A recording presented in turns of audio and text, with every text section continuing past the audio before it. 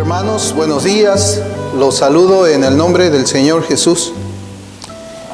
Quiero pedirles que por favor abramos las Sagradas Escrituras en el libro de los Hechos, en el capítulo 12. Vamos a leer desde el versículo 6 hasta el versículo 11. Hechos capítulo 12, desde el versículo 6 hasta el versículo 11. La palabra del Señor dice: Y cuando Herodes le iba a sacar, aquella misma noche estaba Pedro durmiendo entre dos soldados, sujeto con dos cadenas, y los guardas delante de la puerta custodiaban la cárcel. Y he aquí que se presentó un ángel del Señor, y una luz resplandeció en la cárcel. Y tocando a Pedro en el costado, le despertó, diciendo: Levántate pronto. Y las cadenas se le cayeron de las manos. Le dijo el ángel: Cíñete y átate las sandalias. Y lo hizo así, y le dijo: Envuélvete en tu manto y sígueme. Y saliendo le seguía, pero no sabía que era verdad lo que hacía el ángel, sino que pensaba que veía una visión. Habiendo pasado la primera y la segunda guardia, llegaron a la puerta de hierro que daba a la ciudad, la cual se les abrió por sí misma, y salidos pasaron una calle, y luego el ángel se apartó de él. Entonces Pedro, volviendo en sí, dijo: Ahora entiendo verdaderamente que el Señor ha enviado su ángel y me ha librado de la mano de Herodes y de todo lo que el pueblo de los judíos esperaba. Que el Señor bendiga su palabra. Este es un pasaje de las Escrituras que seguramente nosotros ya hemos tenido la oportunidad de escuchar algunos sermones. Y en este estudio expositivo vamos a procurar ver esta palabra que hemos leído desde una perspectiva diferente. Por lo general nosotros hemos escuchado sermones que hablan acerca de la confianza que tenía Pedro de que él iba a ser rescatado por el Señor, a pesar de que se encontraba preso en una cárcel sumamente custodiada por los soldados y por los guardias que estaban al lado de él. Y también hemos podido observar o escuchar, mejor dicho, unas predicaciones donde pues se nos habla acerca de lo milagroso que es el Señor para librarnos pues de la mano de los enemigos. Pero no siempre es así. Y una parte que nosotros podemos ver que no siempre es así, lo vemos precisamente en este capítulo, cuando Herodes consigue quitarle la vida al apóstol Jacobo, a Santiago. Le quita la vida, lo mata para poder agradar así a los judíos.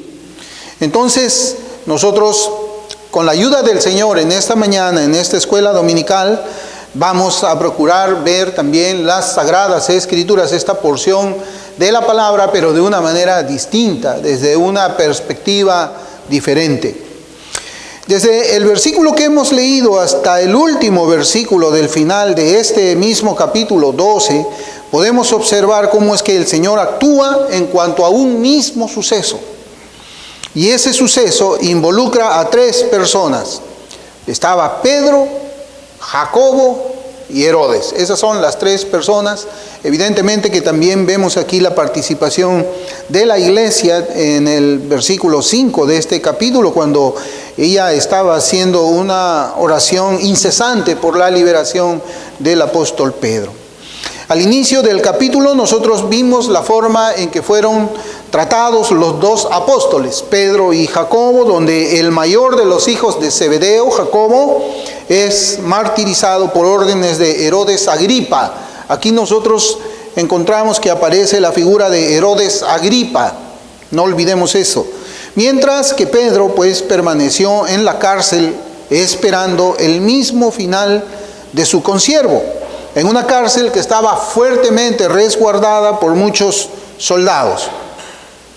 Y es allí, hermanos, donde nosotros vamos a ver que entra en escena un ángel que hace su aparición en 2 oportunidades. Yo quisiera que veamos esto, que son 2 oportunidades en que este ángel hace su aparición.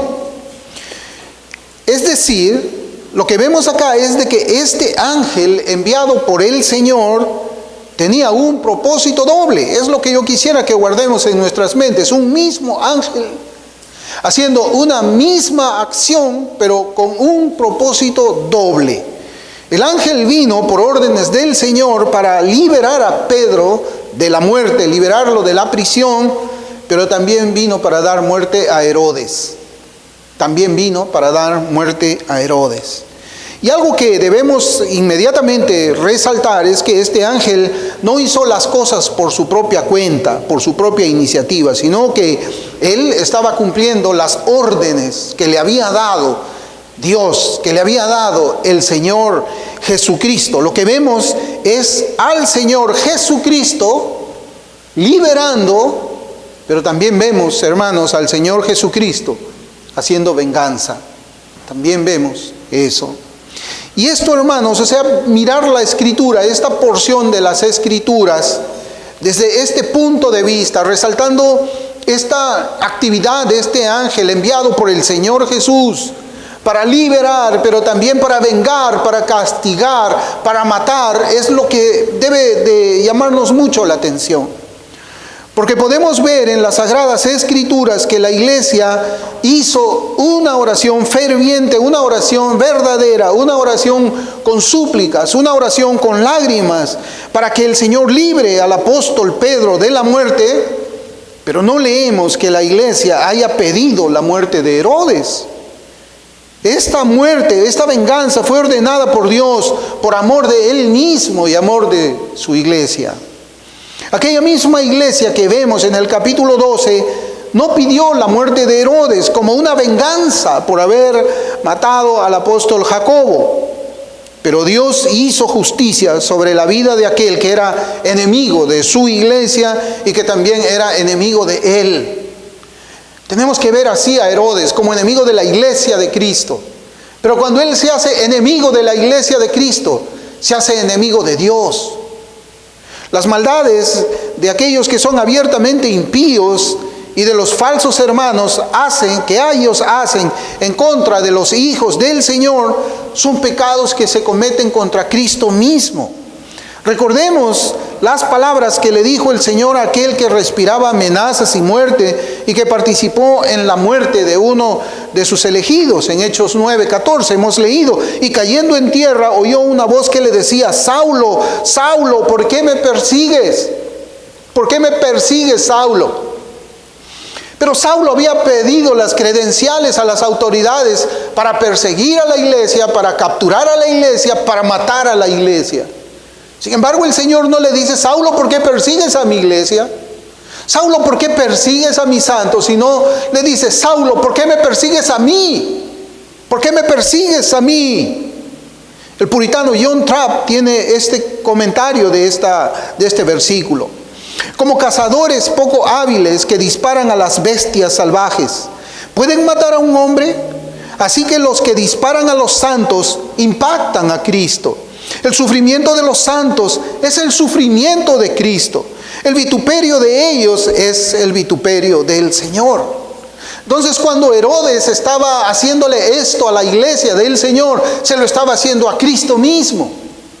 Y Cristo iba a tomar venganza de ellos. Los creyentes de aquella iglesia primitiva no necesitaban orar por venganza, hermanos, contra aquellos que disparan contra los santos. No necesitaban orar contra aquellos que traen sufrimiento a los creyentes. No necesitaban orar por aquellos que vituperaban a los santos del Señor. La iglesia no necesitaba ni necesita hoy imprecar contra aquellos que se oponen a la justicia y a la santidad verdadera. La iglesia sabe en su corazón lo que el Señor ha dicho en su palabra. Y yo voy a citar 3 pasajes para que sepamos por qué es que la iglesia no necesita imprecar. Imprecar es pedir venganza. Imprecar vemos salmos imprecatorios nosotros. Es cuando David oraba para que el Señor destruya a sus enemigos. David oraba para que el Señor envíe su ángel y los mate y los condene y los envíe al infierno. La iglesia no necesita imprecar, hermanos, porque la iglesia sabe en su corazón de 3 pasajes de las Sagradas Escrituras, y voy a citarlos. Deuteronomio 32:35 dice: mía es la venganza y la retribución, a su tiempo su pie resbalará, porque el día de su aflicción está cercano, y lo que les está preparado se apresura. Romanos 12:19 dice: no os venguéis vosotros, amados míos, sino dejad lugar a la ira de Dios, porque escrito está: mía es la venganza, yo pagaré, dice el Señor. Hebreos 10:30 dice: pues conocemos al que dijo: mía es la venganza, yo daré el pago, dice el Señor. Y otra vez, el Señor juzgará a su pueblo. Esa es la razón por la cual la iglesia no necesitaba, hermanos, imprecar. La iglesia no necesitaba pedir la muerte de Herodes, ni la muerte de Saulo, ni la muerte de ninguno que la persiga. Y yo, hermanos, precisamente pensando y viendo todo este contexto que hemos visto, la muerte de Jacobo, hemos visto también el martirio de Esteban, la muerte de Esteban. Y yo pensaba en lo siguiente, viendo, hermanos, estos 3 pasajes que hemos leído, en los cuales el Señor dice: mía es la venganza. Yo pensaba que es mejor, como creyente verdadero, caer y morir en las manos de los Herodes modernos, a que como falso creyente caer en las manos del Dios vivo. Es mejor que la reputación de un verdadero creyente sea destruida por las bocas de los Herodes modernos, a que el alma de un profesante falso sea echada en el infierno eterno por el Dios de toda justicia. Es mejor, hermanos. Así que estas palabras que estamos leyendo nosotros en las Sagradas Escrituras deberían llevarnos a una inquietud en nuestros corazones. Ese es el propósito, hermanos. Deberían llevarnos a una inquietud en nuestros corazones. Deberíamos nosotros ser conducidos al temor de Dios por los juicios que leemos en ella, porque nos enseña de la prontitud del juicio divino para un alma que era enemiga de Dios, en este caso el juicio a Herodes mismos.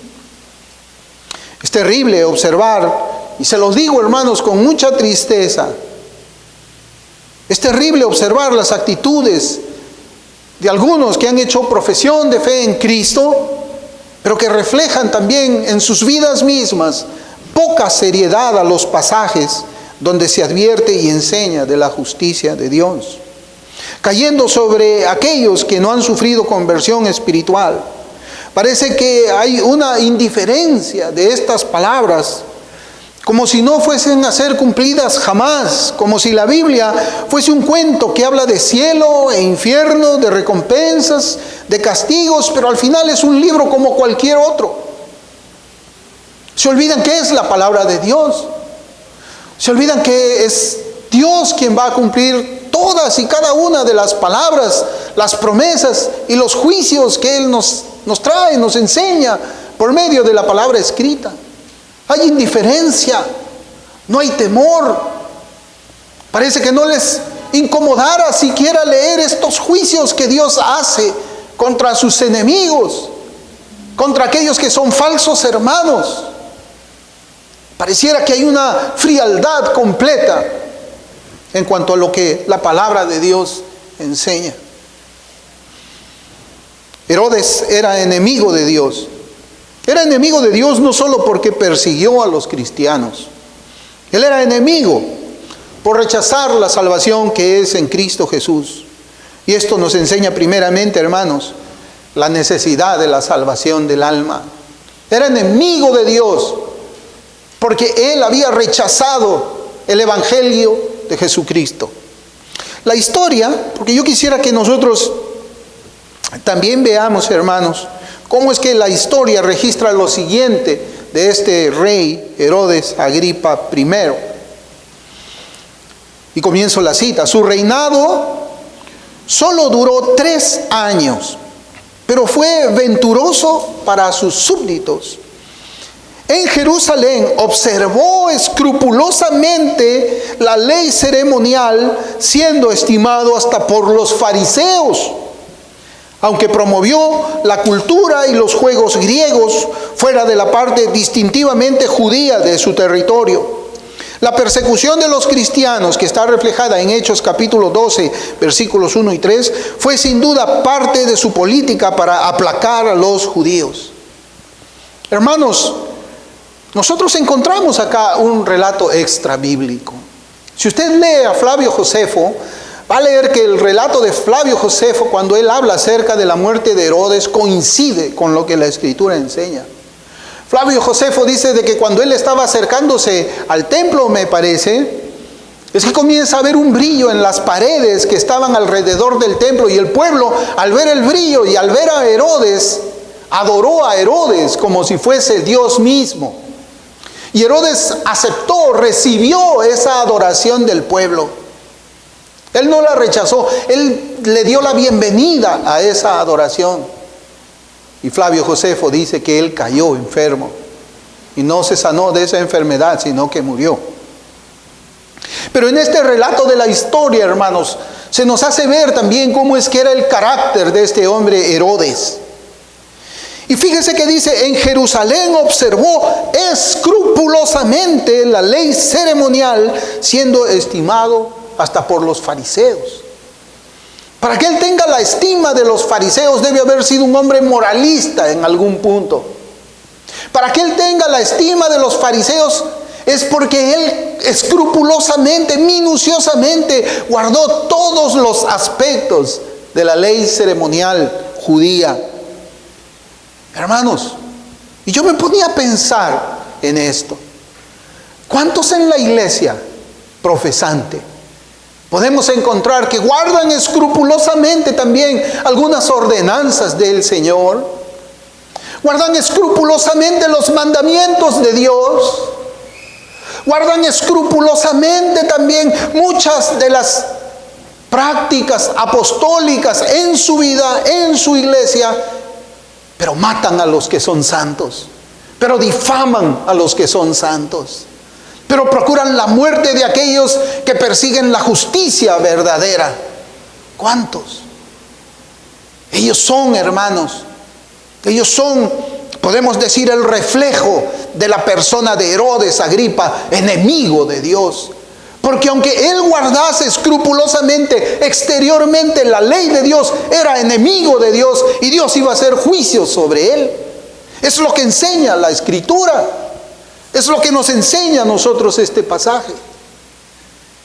Hubiera sido posible, hermanos, y yo le digo que Herodes haya sido un hombre decente, un hombre sin vicios. Pero ya sabemos que la moralidad no salva. La moralidad no te convierte en amigo de Dios.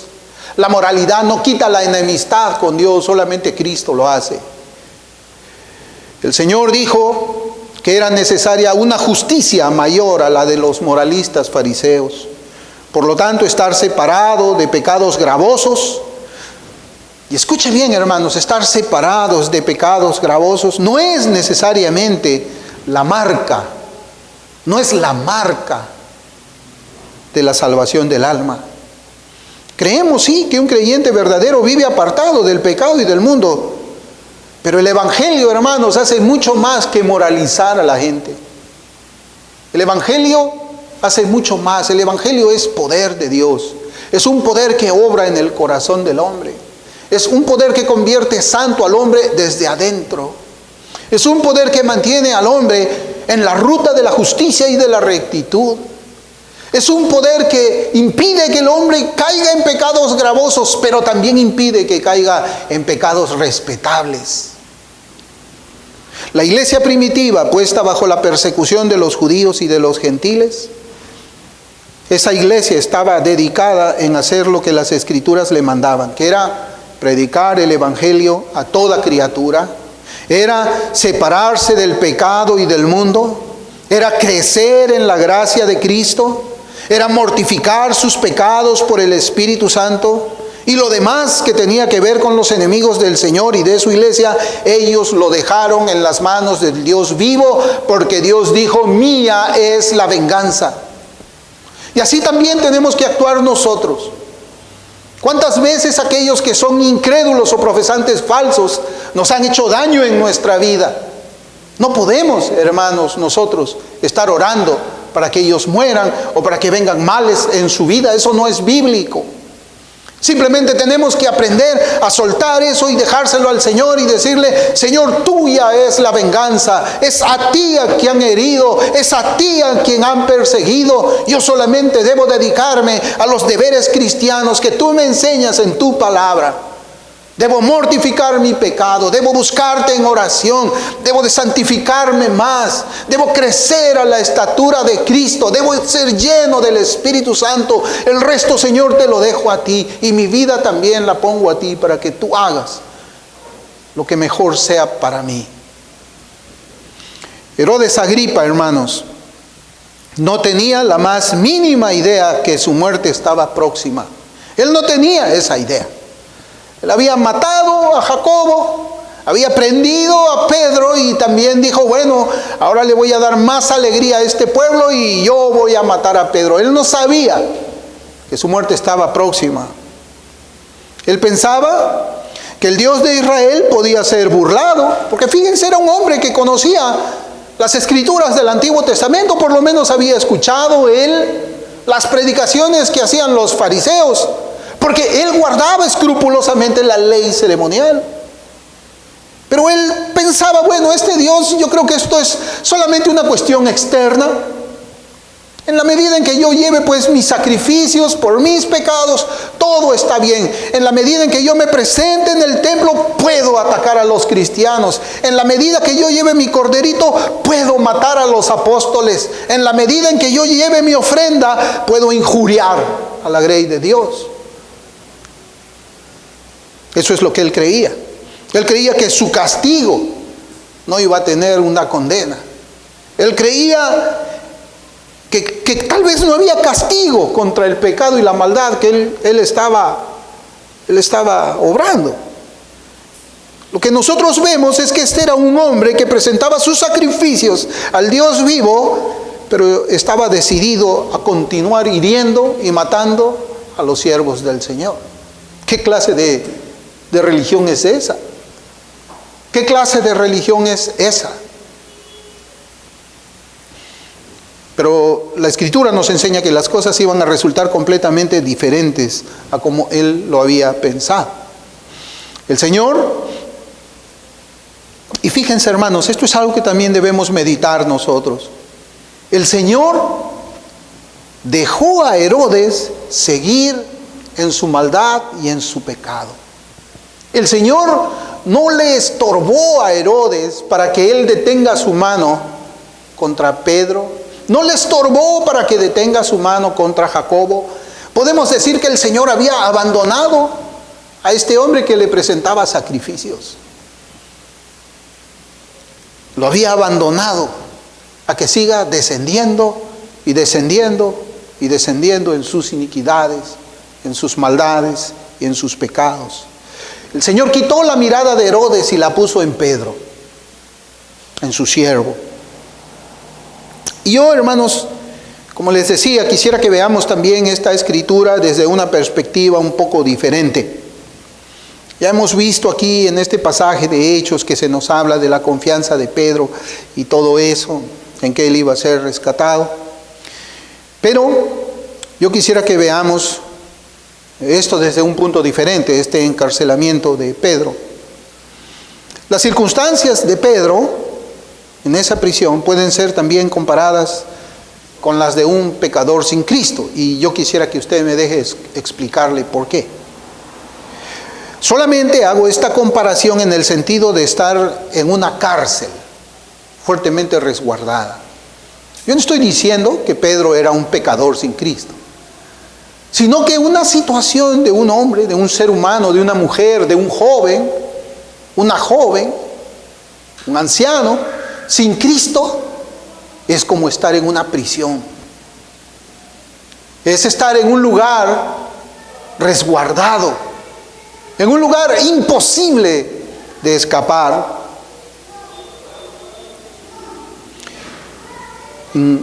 una cárcel fuertemente resguardada. En una cárcel desde donde las expectativas de ser liberado son completamente imposibles para el ojo humano. Yo le decía que esa es la realidad de los pecadores no arrepentidos. Ellos son prisioneros del diablo. La Escritura dice eso, que son prisioneros del diablo. Y es el diablo quien los resguarda para que nadie ni nada los pueda liberar de ese estado de condenación eterna. Pareciera que el diablo reclamara algún derecho sobre esas almas, las cuales se encuentran cautivas bajo su propia voluntad. No vamos a decir de que esas almas que están cautivas en las cárceles de maldad que el diablo tiene, no vamos a decir que son personas que están en contra de su voluntad allí. No, están con su voluntad allí. Ellos aprueban estar allí porque aman más el pecado que la luz. Por eso es que yo veía, hermanos, que también aquí tenemos una similitud, una analogía de un hombre que está sin Cristo en una cárcel custodiada por Satanás y por sus enemigos. Por eso es que debemos recordar las palabras de Cristo en una parábola que dijo durante su ministerio terrenal, que están en el capítulo 11, versículos 21 y 22 del Evangelio según San Lucas, cuando dice: cuando el hombre fuerte, armado, guarda su palacio, en paz está lo que posee. Pero cuando viene otro más fuerte que él y le vence, le quita todas sus armas en que confiaba y reparte el botín. La fuerza de los soldados de la guardia de aquella cárcel representa la fuerza de Satanás, resguardando las almas que están en sus manos y que también son su tesoro, Pero recordemos también las palabras siguientes del Señor cuando Él está hablando de esto, de que prácticamente Satanás es un hombre fuerte, muy fuerte, y que está custodiando sus tesoros, esas almas que están rumbo a la condenación eterna. El versículo siguiente, en Lucas 11:23, dice: el que no es conmigo, contra mí es. Y el que conmigo no recoge, desparrama. Claro, entendemos de que con el Señor Jesús no hay ningún punto neutral, no hay neutralidad. Pero este versículo, y en el contexto que estamos viendo, hermanos, de esta cárcel, y en el contexto que nosotros estamos viendo del libro de los Hechos, podemos decir que no se trata de estar a favor de Cristo, es estar con Él. No se trata de aprobar a Cristo, es estar en Él. No es un asunto de simpatizar con Cristo, es estar unido con Él. No se trata de defender a Cristo, es estar unido a Él. Porque nosotros, hermanos, podemos ver de que hay quienes están presos por el diablo, como estaba Herodes, pero guardaba la ley ceremonial. Hay quienes están presos por el diablo y a la vez están a favor de Cristo. Son esclavos del pecado, pero aprueban a Cristo. Son hacedores de maldades, pero simpatizan con Cristo. Sus corazones no han sido regenerados, pero defienden a Cristo. La Biblia nos dice que el final de ellos será el mismo que el de todos los que estuvieron en contra de Cristo. Será el mismo final de todos los que condenaron a Cristo. Serán el mismo final de todos los que aborrecieron a Cristo y terminarán en el infierno igual que todos los que atacaron a Cristo. Hermanos, aparentemente y a la vista de cualquiera que mira lo visible, el que mira lo visible, la suerte de Pedro estaba echada y la victoria de Herodes era imparable. A veces vemos así las cosas, ¿no? Bueno, este hombre ya prácticamente está derrotado. Ese hombre ya no hay nada que hacer. Va a morir. Y Herodes va a triunfar, la maldad triunfa.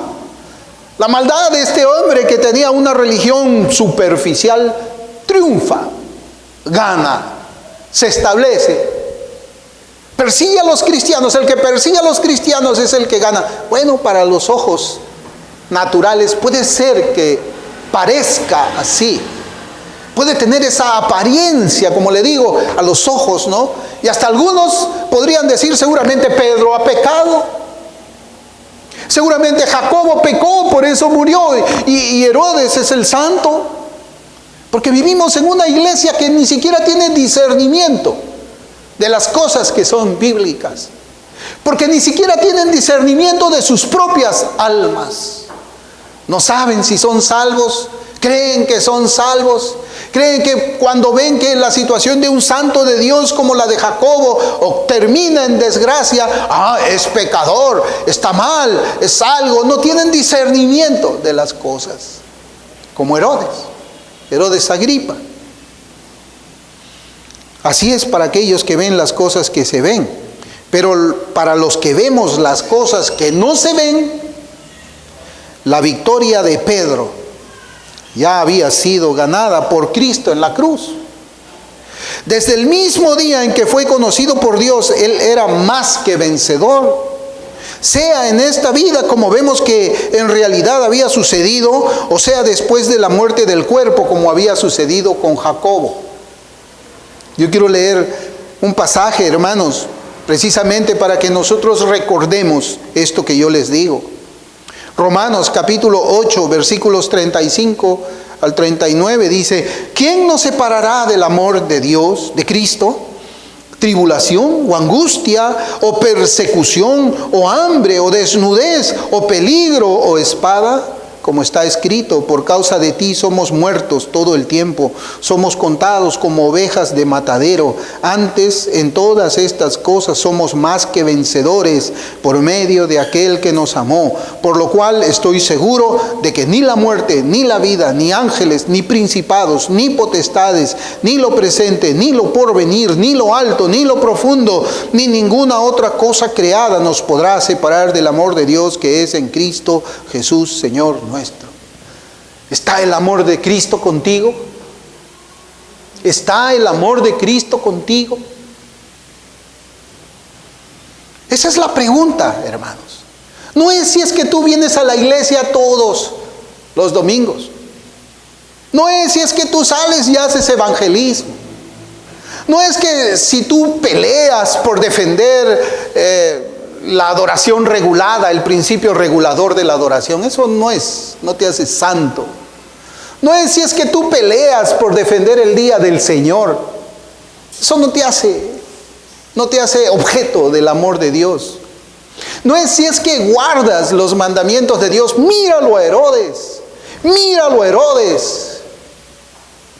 Un hombre que era falso, un hombre religioso falso, que tenía odio hacia la grey de Dios, que vivía bajo las encuestas, que él buscaba su propia fama, y para tener su propia fama no le importaba matar a los santos de Dios. En este capítulo que hemos leído, como ya hemos dicho al inicio, hace su aparición el ángel en 2 oportunidades. Y ahora yo quisiera, hermanos, que veamos esto de aquí también, porque es importante. Este ángel hace su aparición en 2 oportunidades. Es decir, como dije yo, un solo ángel tenía un propósito doble. Él vino para liberar a Pedro, pero también vino para matar a Herodes, darle muerte a Herodes Agripa. Y quizás una de las cosas que deberíamos notar en el pasaje que hemos leído es lo siguiente, es la parte donde se nos dice que tocando a Pedro, si usted lee en el capítulo 12, versículo 7 de Hechos, yo voy a leer de 2 versiones, porque esta palabra en el griego es la misma que se usa cuando el ángel va a tratar con Herodes,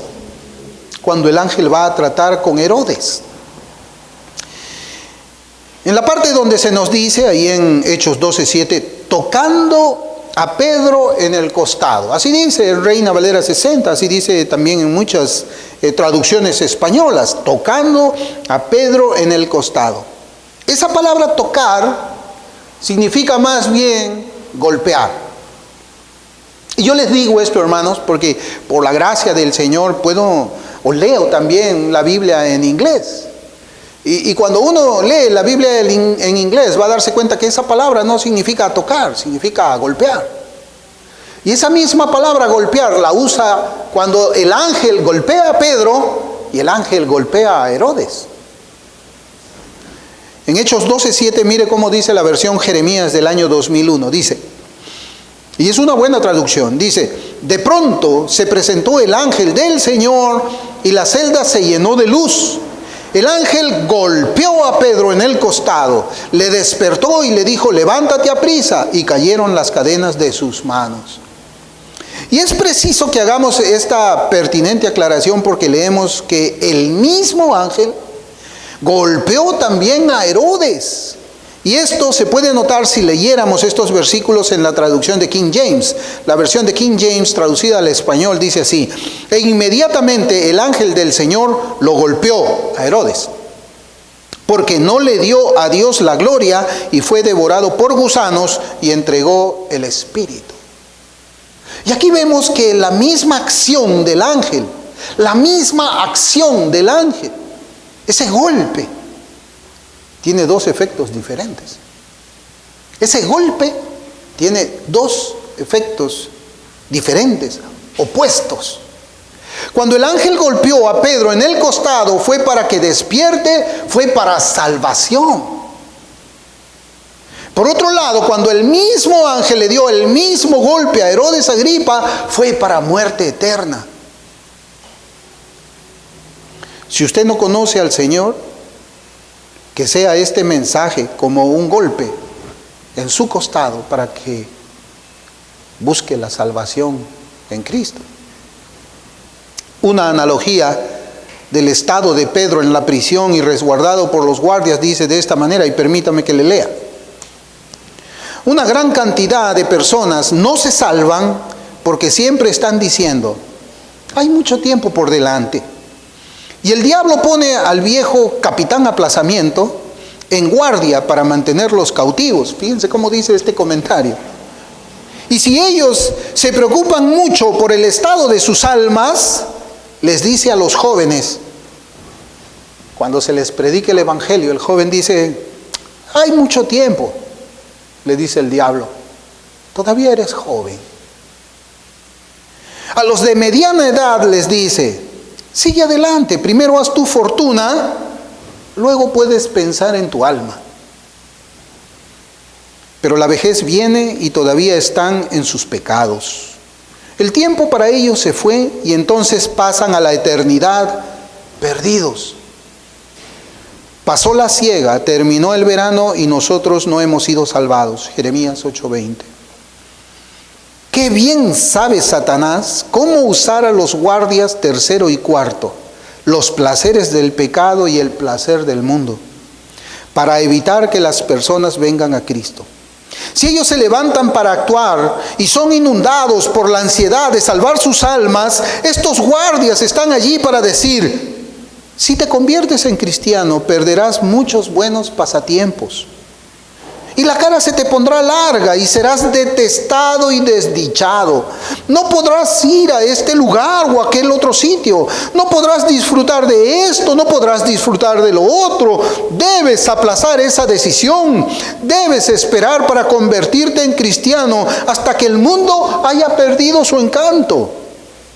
Y así como los hombres aman el mundo y piensan más en los placeres del pecado que en su salvación eterna, ellos permanecen en cautiverio, algunos de ellos hasta que es demasiado tarde para ser salvos. Yo quisiera preguntarte, ¿cuántas veces que has sido invitado a abandonar tus pecados y volverte a Cristo en arrepentimiento y fe, has pensado: todavía soy joven, todavía tengo mucho tiempo adelante? ¿O cuántas veces también puedes haber pensado cuando se te hizo la invitación para que entregues tu vida al Señor Jesús y tú dijiste, sigue adelante, debo seguir adelante, primero debo hacer fortuna, primero debo establecerme, primero tengo que tener un buen trabajo y luego pensar en mi alma? ¿Cuántas veces fue así? ¿Cuántas veces has aplazado tu decisión de venir a Cristo por causa de esos pensamientos? ¿Sabes? Esos pensamientos no son tuyos. ¿Sabes por qué todavía estás en esa cárcel? Porque Satanás te influye mentalmente.